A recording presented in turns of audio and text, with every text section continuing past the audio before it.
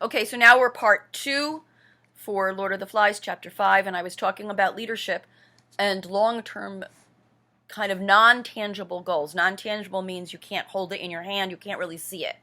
So it takes maturity to do that. A small child wouldn't be expected.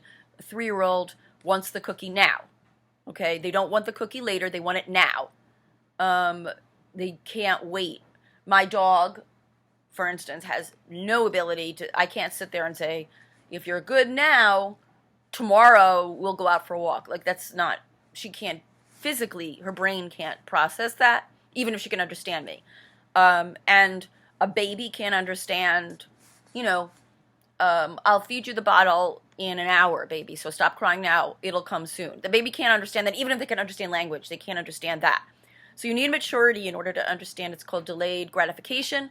That means when you get gratified, you get your wants fulfilled.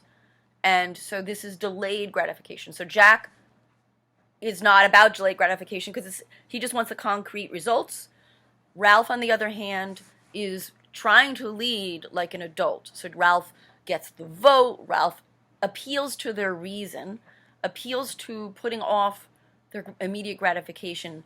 He says we need to build huts. It's not pleasant. It's not something we want to do because they keep on collapsing. It's not easy to build it. But we need to sleep in a safe place in case it rains again.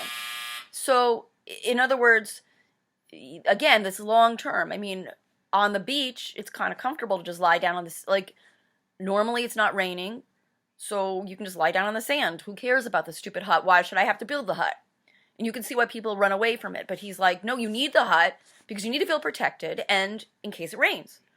Same thing with the fire. So Ralph is about discussion and reason and delayed gratification and the qualities of being an adult. And in the normal world, in a non-dystopian world in which out there wasn't an equally foolish, immature, childish war going on where everyone's blowing each other up. That's what's going on in the larger world. It's a kind of slightly alternative world in which World War II continues into a major atomic war, and everyone's presumably blowing themselves up to bits, and they're in a remote island, or it's World War III. It's not clear which, but that's going on in the real world. So you always have to hold that in your mind because this book is a commentary on the larger world. That's where it's an allegory, not simply about Jack and Ralph and all the other boys, but about the world of adults and how it's in real time. It's dystopian. It's not an imagined time. It's real. It is dystopian. So he's commenting on World War II, basically, in our own capacity for evil, humankind's capacity. So back to leadership and with Jack and Ralph, there's also the idea of what makes a good citizen and what makes a good person. So you have the different characters kind of representing different aspects of being an individual person and being, what contributes to society. And I saw a few of you obviously took notes from Spark Notes. I don't have a problem with you reading Spark Notes. What I have a problem with is, I don't have a problem with it as long as A, you read the book, and B, you don't copy from Spark Notes. Have your own thoughts. What you need to do then is read the book first, and then you can, if you are still confused or want further understanding, you can go to Spark Notes. Why not?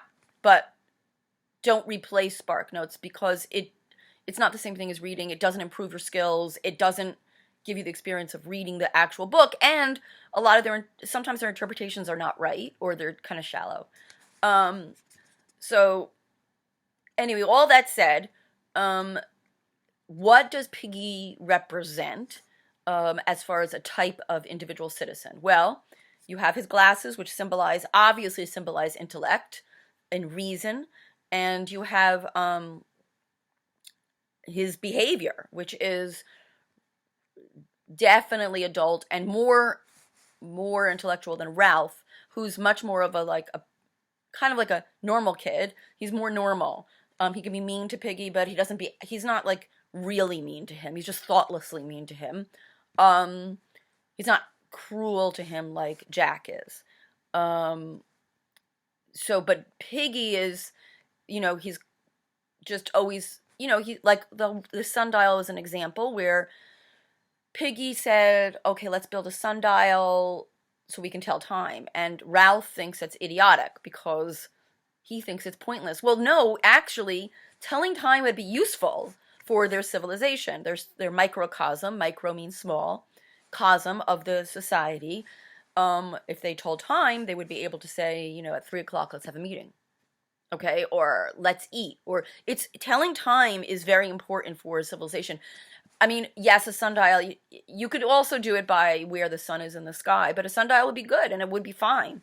Now, notice that Piggy never is not a leader.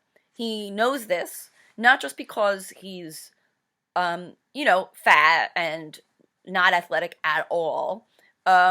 It's also because he just doesn't have the social skills to be a leader. He just doesn't. He knows that, but he would be in the real world. He would be an advisor. There's our leaders have advisors professionally. This exists, and he would be one of those people, or a writer, or somebody who influences the culture because he has all the thoughts that he needs, and then the leaders are supposed to listen to his advice. So he does that. I mean, he knows he's not a leader, but he says, Ralph, what do you think about building a sundial? And when Ralph kind of brushes him off, Piggy doesn't say, okay, I'll build it myself and get other people to listen to me. He just gives up because he knows he can't lead.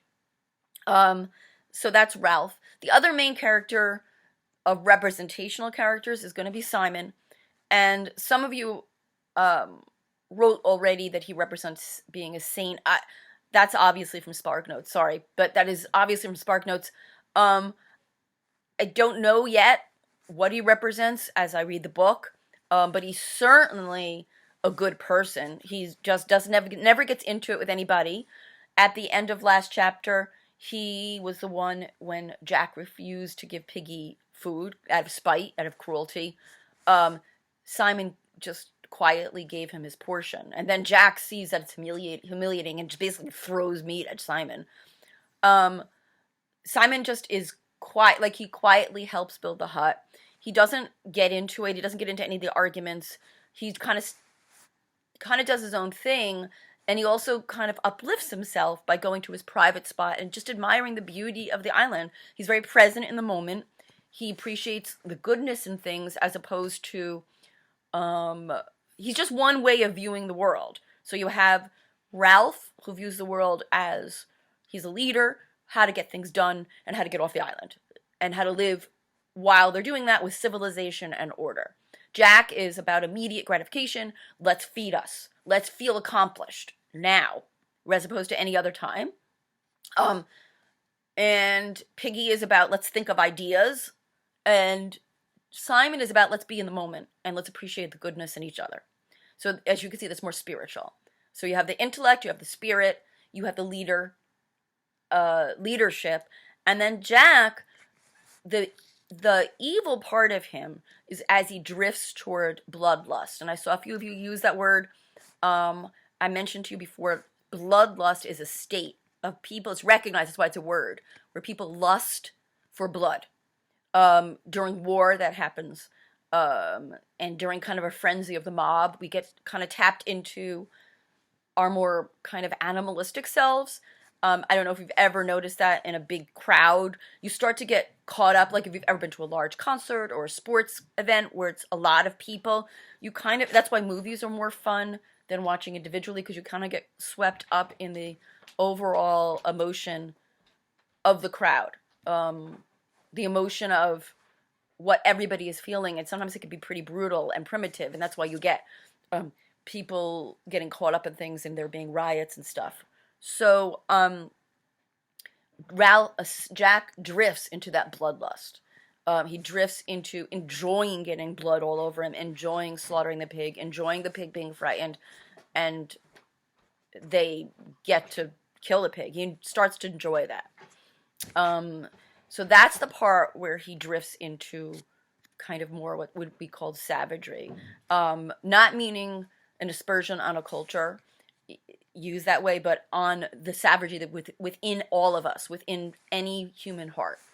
That's the point of William Golding. It's not like he's trying to say, William Golding being the author, it's not like he's trying to say, only certain cultures are savage at all. He's not saying that at all. He's saying, instead, he's saying that savagery is in all of us, and all that you need to do is strip away the veneer, the surface of civilization, and that savagery is going to be there in everybody's heart. Not every single person, but most people. And you have other followers like that boy Roger, who seems a little bit sociopathic. And in a normal culture, someone like him or Maurice, who laughs at people's plane. If you remember, Maurice, in the beginning, was a choir member who just laughed a lot. He was like a regular happy boy. But then as it goes on, he gets crueler and crueler. And Maurice is kind of representing a normal person, a normal kid. He's not one thing or another, he's just a normal kid. And in the normal event, in normal school, he would be told, oh, don't do that, Maurice. Don't throw the sand at the little kid. That's bad. That's wrong. And eventually he would learn, I'm not going to throw sand at the kid and laugh because it's wrong. And the kid cries, little boy cries. That's wrong. It's immature. And he would learn that. But because he doesn't have that civilizing influence, he's drifting further and further into cruelty. I'm going to go on to part 3. We'll get into the actual chapter.